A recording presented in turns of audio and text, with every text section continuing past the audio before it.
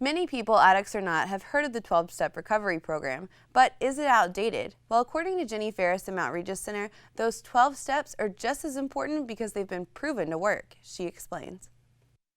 Well, there's a whole bunch of them, obviously, through Narcotics Anonymous and Alcoholics Anonymous.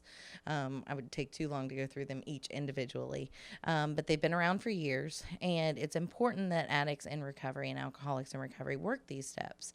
Some of them are associated with making amends to others.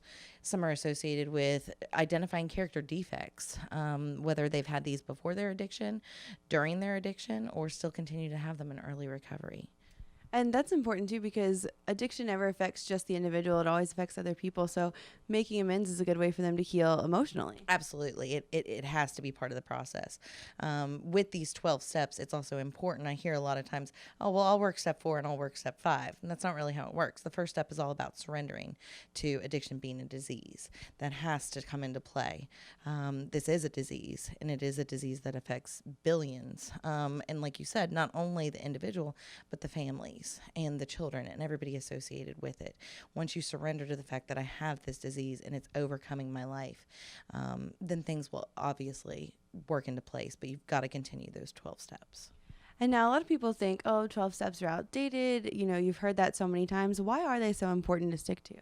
I mean, without a doubt, they've been around for so many years. You can look at the billions that are struggling with addiction and then the billions that are recovering because they have worked these 12 steps.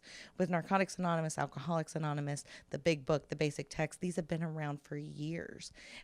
This is something that even individuals that may not be able to get to treatment right away can go to an AA meeting, to an NA meeting, and they're all based on these 12 steps.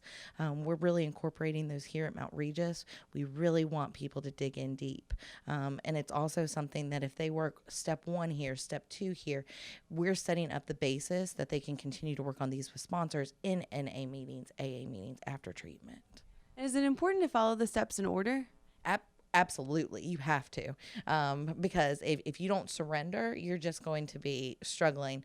It's almost like getting in a car and not turning it on and trying to put it in drive. You're not going to go anywhere. You may drift, but it's going to get pretty bad. You've got to work those steps. And it's helpful too because it keeps it structured. It gives addicts and people in recovery kind of a system to go through and rules to follow to kind of get them back on track. Absolutely. It's the instruction manual to how to stay clean.